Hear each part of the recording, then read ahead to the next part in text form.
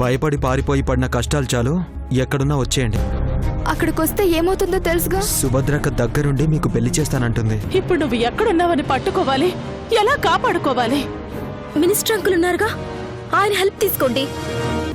నేను ఫోన్ చేస్తే కలవడం లేదు, మీరు ఒకసారి నేరుగా వెళ్ళి కలవండి. ఎక్కడికే వెళ్ళేది? ప్రేమ పేరుతో ఊరి పరువును తీసుకెళ్లిన వాళ్ళు ఎక్కడున్నారో చెప్పకుండా ఎలా పంపిస్తాననుకున్నావు?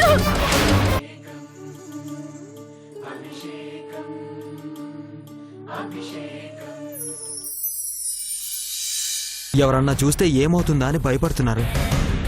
భయం ఎందుకు, నేనున్నాను కదా. నువ్వు వాళ్ళని తీసుకొని నేరుగా మన ఇంటికి వచ్చేసే. నేను కూడా శైలు పేరెంట్స్ని తీసుకొని మన ఇంటికి వచ్చేస్తాను. అలాగే అక్క.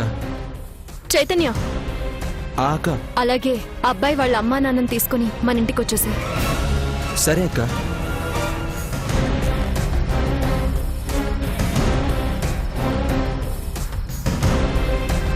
ఇంటికి వెళ్దాం పదండి. మీ ఇంటికి ఎందుకమ్మా? ఇక్కడికే రమ్మని చెప్పకపోయావా? ఇక్కడే మాట్లాడుకుంటాం కదా.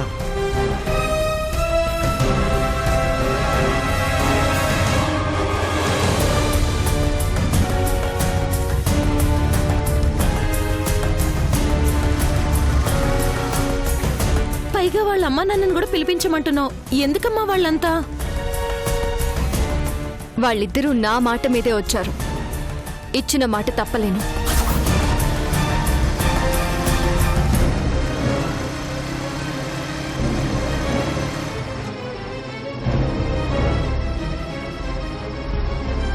అలా అని దాని ఇష్ట ప్రకారం చేస్తే మీ అన్నయ్య మాట పోతుంది కదమ్మా. అన్నయ్య మాట గురించి కాదు మనం ఇప్పుడు ఆలోచించాల్సింది. నా మాటలు నమ్మి వాళ్ళొచ్చారు, వాళ్ళకి ఎలా న్యాయం చేయాలో నాకు తెలుసు.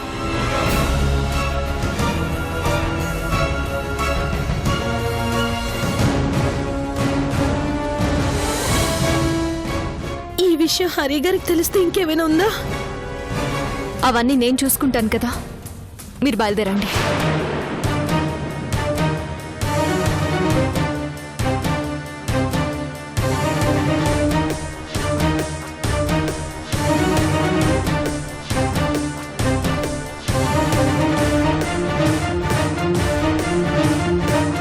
మీకేం భయం లేదు. ముందు మనం వెళ్ళి శైలుకి నచ్చ చెప్తాం. తన నిర్ణయాన్ని బట్టి మనం ఏం చేయాలో నిర్ణయించుకుందాం. వాళ్ళని ఊర్లో వాళ్ళెవరైనా చూసేలోపు మనం వెళ్ళాలి. పదండి.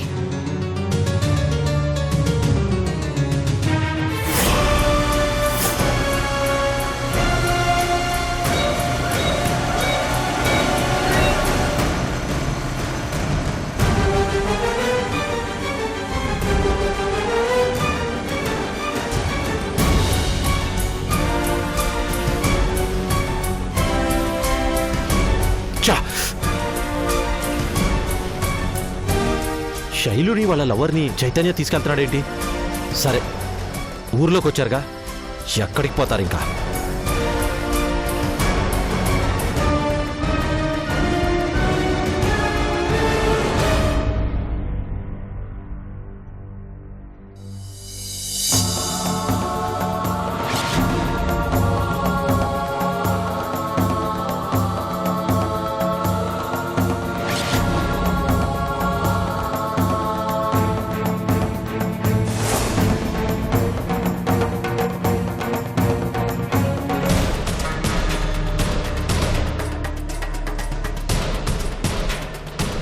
అన్నా, ఏమైంది? శైలు ఆ అబ్బాయి ఊర్లోకి వచ్చారన్నా. ఎక్కడున్నారు? వాళ్ళిద్దరిని చైతన్య ఎక్కడికో తీసుకెళ్తుంటే వెంటపడ్డానన్నా. తప్పించుకున్నారు. చాటుగా ఎక్కడికో తీసుకెళ్తున్నారు అంటే వాళ్ళేదో ప్లాన్ చేశారనిపిస్తోంది. ఏంటి వాళ్ళు ప్లాన్ చేసేదే? ఇంటికే తీసుకెళ్ళుంటారు. ముందు నువ్వు డోర్ లాక్ చేయి. సరేనా?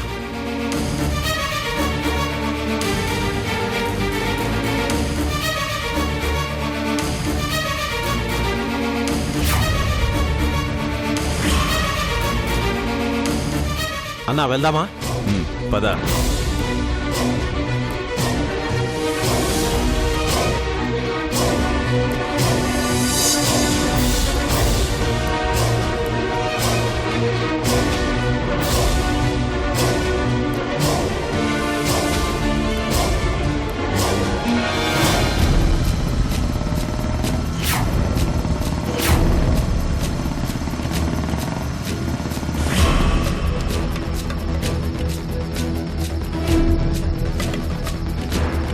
సింహ, ఎవడడ్డొచ్చినా లెక్క చేయొద్దు. వెళ్ళి శైలుని తీసుకురా. అలాగే అన్నా, పదండ్రా. సింహ,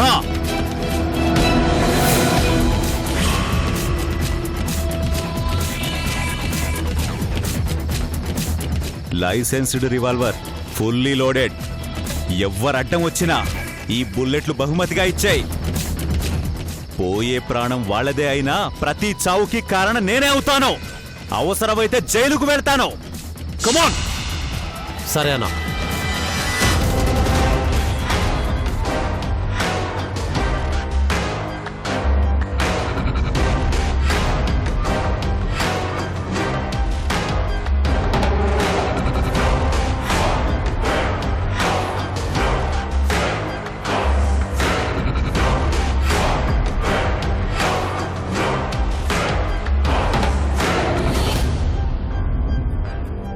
హే, నువ్వు అటెలు, నువ్వు ఇటు చూడు, నువ్వు అక్కడ చూడు.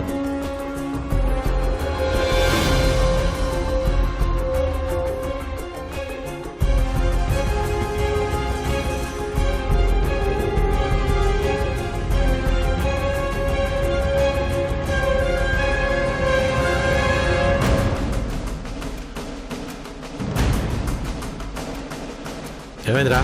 ఎవరు లేరన్నా. అన్నా లోపల ఎవరు కనిపించట్లేదన్నా. సరే పదండి.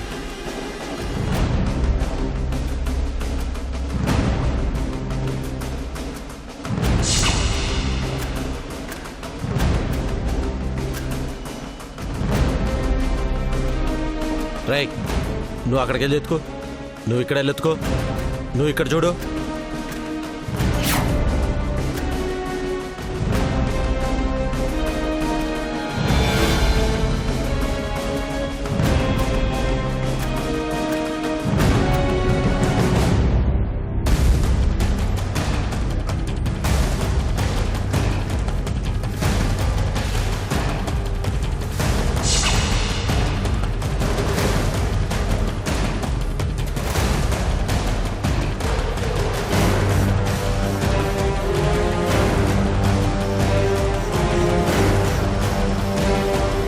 ఏమైంది?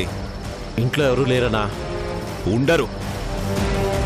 నేను ఊరి పరువు కోసం పాకులాడుతుంటే వాళ్లకు నా పరువు తీయడమే కదా పని. చిల్లర మనుషులు, చిల్లర మనస్తత్వాలు. శైలు వాళ్ళని తీసుకెళ్లి వీళ్ళేదో పెళ్లి చేయాలని ప్లాన్ చేస్తున్నారు. లేదన్నా, అలాంటిదేం జరగదు. మరెందుకు శైలు వాళ్ళని తీసుకెళ్లారు? ఆ తల్లి బిడ్డలే కదా. బుద్ధులు అవే వస్తాయి. నా మాటకు అడ్డుపడాలని చూస్తే మాత్రం ఈ రోజు ఆ ఇల్లు శ్మశానమవుతుంది. పదండి.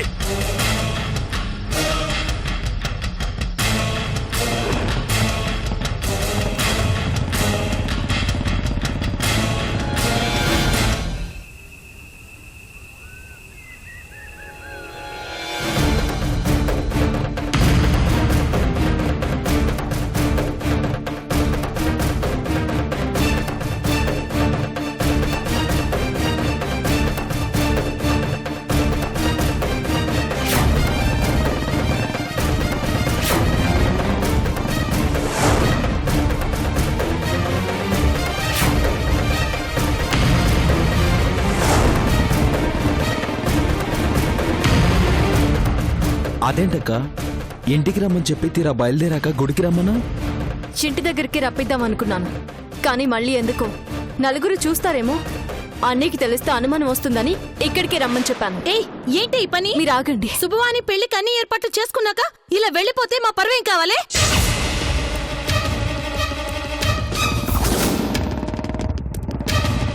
నిన్ను మీరుండండి. ఏంటమ్మా శైలు, అలా చెప్పకుండా వెళ్ళిపోతే ఇక్కడ మీ వాళ్ళు ఏమైపోతారనుకున్నావు?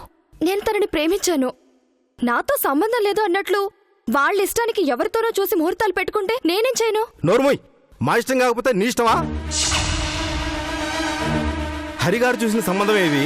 ఆయన మాట మీద వాళ్ళు మరో ఆలోచన లేకుండా నిన్ను కోడలుగా చేసుకుంటారని ఒప్పుకున్నారు. వాళ్ళు ఒప్పుకునేది ఏంటండి?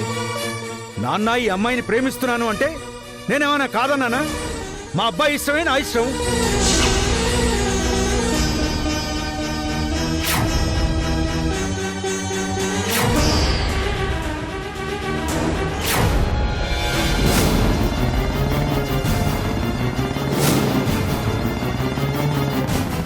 ఇప్పుడు ఎవరి గురించో ఎందుకు? మా అబ్బాయి చేసుకుంటాను అంటున్నాడుగా. ఏంటండి చేసుకునేది?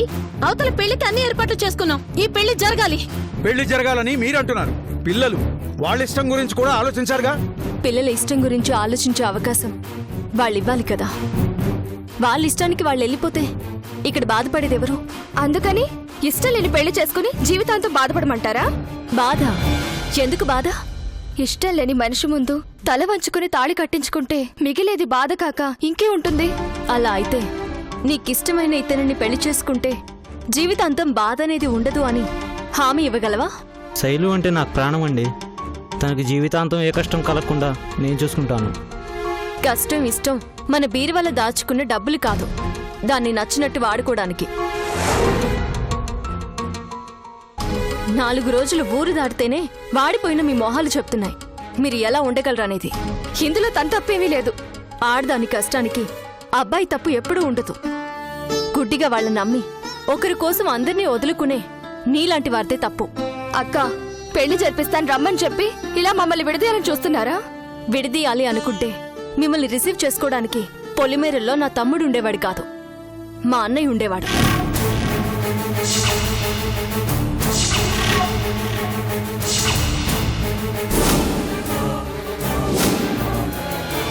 మన ఇష్టం 10 మందిని సంతోష పెట్టకపోయినా పర్వాలేదు, బాధ పెట్టకూడదు. అక్క, వాళ్ళ గురించి మా అందరికీ బాగా తెలుసు. పెళ్లి చేస్తే ఇద్దరు హ్యాపీగా ఉంటారు. వీళ్ళిద్దరు పెళ్లి జరిగితే మీ అన్నయ్య గారు మాట పోతుంది బాబు. ఏంటండి మాట పోయేది? ఆయన గారి మాట కోసం ఇద్దరు ప్రేమికులు విడదీస్తారా? మాట కంటే ప్రేమ గొప్పది. ఎంత గొప్పదిరా ప్రేమ! 9 నెలలు తన కడుపులో దాచుకున్నా ఆ తల్లి ప్రేమ కన్నా గొప్పదా? 18 ఏళ్ల వాళ్ల పెంపకం కన్నా గొప్పదా? వంటింట్లో కట్టేయకుండా చదువుకోమని వదిలేసిన వాళ్ళ నమ్మకం కన్నా గొప్పదా?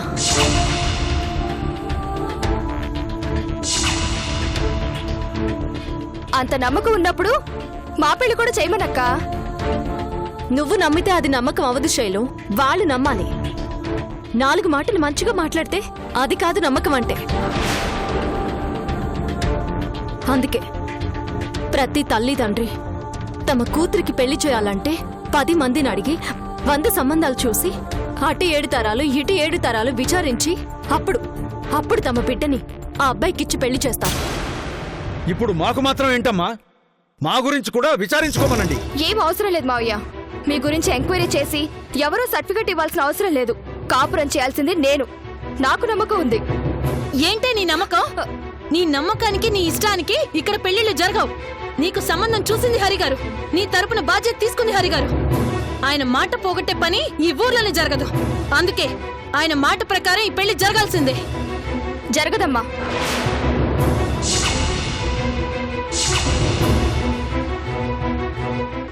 నాకు తనంటే ప్రాణం. అతను లేకుండా నేను బ్రతకలేను. ఈ పెళ్లి జరగకపోతే మేం బ్రతకం. మేం చచ్చినా పర్వాలేదా? అమ్మా, బెదిరించి మమ్మల్ని విడదీయాలని చూడొద్దు. నా పెళ్ళంటూ జరిగితే తనతోనే.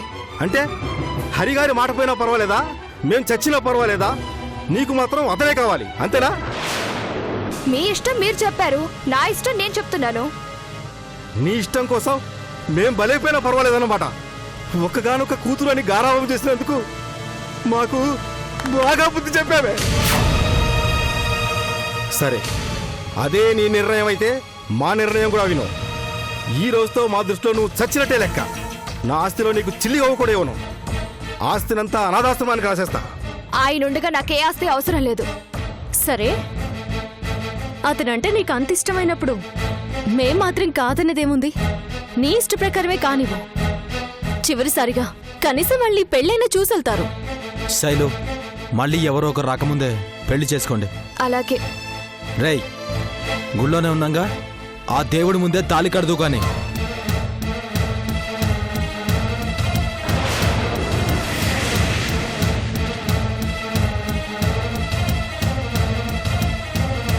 తాళి కట్రా.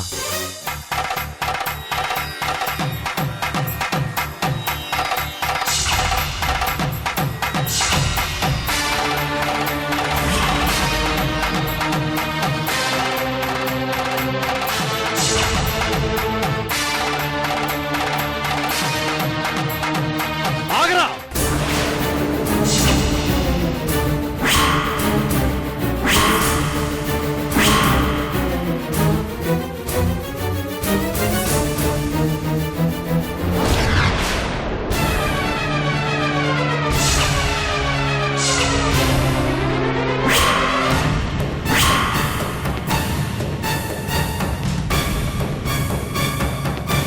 ఆస్తి మొత్తం అనాథాశ్రమానికి రాసిస్తాను అని ఆ పెద్ద మనిషి అంటుంటే ఆ అమ్మాయిని పెళ్లి చేసుకుని ఏం చేద్దామని తీసుకొచ్చి నా ఇంట్లో కూర్చోబెట్టి నా ఆస్తి తినిపిస్తావా?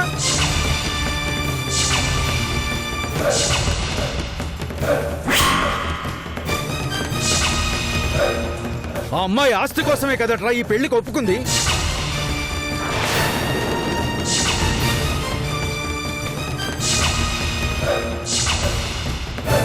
ఆ అమ్మాయి తల్లి తండ్రి ఒప్పుకోరేమోనని, ఆ హరిగారికి తెలిస్తే ప్రమాదం అని ఆ అమ్మాయిని తీసుకెళ్లి ఏ గుళ్ళో అయినా పెళ్లి చేసుకుని రారా అని నేనే పంపించింది.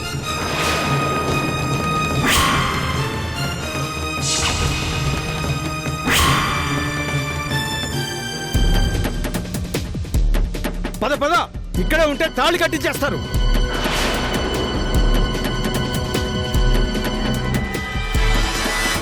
ఆగండి.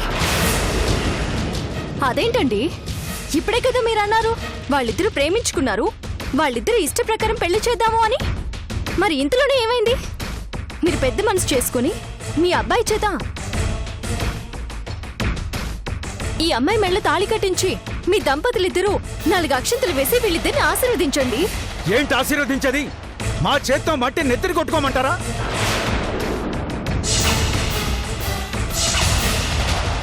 నేను ఈ పెళ్లికి చస్తే ఒప్పుకోను. ఆ అమ్మాయి ఆస్తి వస్తుందని ఈ పెళ్లికి ఒప్పుకున్నా.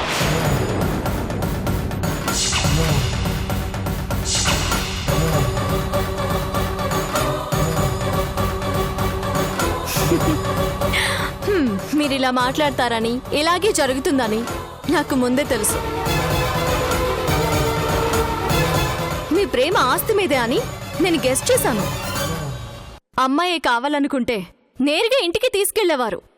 ఆస్తి కావాలనుకున్నారు కాబట్టే దొంగచాటుగా పెళ్లికి సిద్ధపడ్డారు.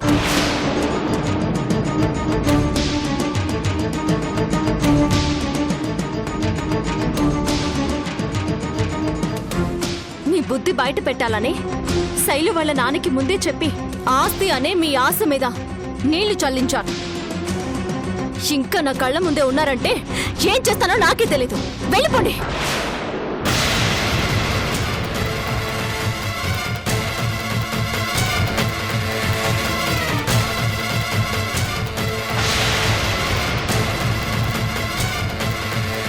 అది వాళ్ళకి నీ మీదున్న ప్రేమ. అలాంటి ప్రేమ కోసం అమ్మా నాన్నల్నే కాదనుకున్నావు. అసలు ప్రేమకే అర్థం తెలియని వయసు నీది. అందుకే వాళ్ళ ఆశను నమ్మావు. మీ అమ్మా నాన్నల ప్రేమని నమ్మలేకపోయావు. ఎందుకమ్మా మోసపోయేవాళ్ళు మోసపోతున్నా ఇంకా ఎన్నాళ్ళు ఇలా మోసపోతుంటారు? తన మనసులో ఇలాంటి ఆలోచన ఉందని నేను ఊహించలేదక్క. ఊహల్లో బ్రతికే వయసు మీది, వాస్తవంలో బ్రతికే వయసు వాళ్లది. అనుభవంతో పెద్దవాళ్లు చెప్పే మాటల్ని వినకుండా ప్రేమ పేరుతో అమ్మా నాన్నల్ని శత్రువులుగా చూసే నీలాంటి వాళ్ళకి చివరికి జరిగేదిదే. నీ అదృష్టం బావుండి పెళ్లి కాకముందే వాళ్ల మాయ నుంచి బయటపడ్డావు. అలాంటి నీచుడు కోసం హరిగారిచ్చిన మాట పోయినా పర్వాలేదు అనుకున్నావు కదే. మా అన్నయ్య మాటే కాదు, వాడి మాటలు నమ్మి వాడిని పెళ్లి చేసుకునుంటే నీ జీవితం నాశనం అయి ఉండేది. తప్పు చేశానక్క, చాలా పెద్ద తప్పు చేశాను. వాడి మాటలు నమ్మి అందరినీ దూరం చేసుకోవాలనుకున్నాను. నన్ను క్షమించక్క. శైలు, నిన్ను క్షమించాల్సింది నేను కాదు, మీ అమ్మా నాన్న. నువ్వు కనిపించటం లేదన్న విషయాన్ని మనసులోనే దాచుకొని వచ్చిన వాళ్ళకి సమాధానం చెప్పలేక, ఇటు పెళ్లి జరుగుతుందో లేదో తెలియక అల్లాడిపోయింది వాళ్ళు.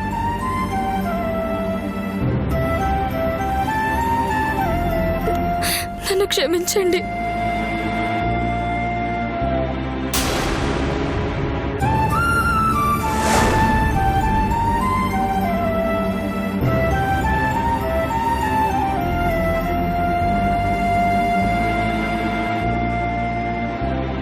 ప్రేమంటే తప్పు చేసేది కాదు, చేసిన తప్పుని కూడా క్షమించడం. ఇదే నిజమైన ప్రేమ. చైతన్య, ఇక్కడ పెళ్లికి అడ్డం వస్తారని ఎక్కడికో పంపించారు కదరా. అదే వాడితో పెళ్లి జరుగుంటే శైలు పరిస్థితి ఏంటి? చూడండి, జరిగిందేదో జరిగిపోయింది. ఆ ముహూర్తానికే అనుకున్న అబ్బాయితో పెళ్లి జరిపించే ఏర్పాట్లు చూడండి.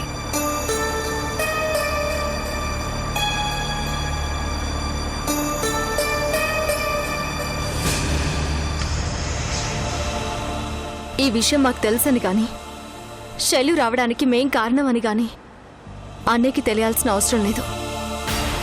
అదేంటమ్మా ఇంత చేసి? చేసింది మేమే అని తెలిస్తే అన్నయ్య మాట పోయినా పర్వాలేదు అనుకుంటాడు. నేను చేసింది కూడా మా అన్నయ్య మాట పోకూడదని. మా గురించి చెప్పి అన్నయ్యని బాధ పెట్టకండి. చేతు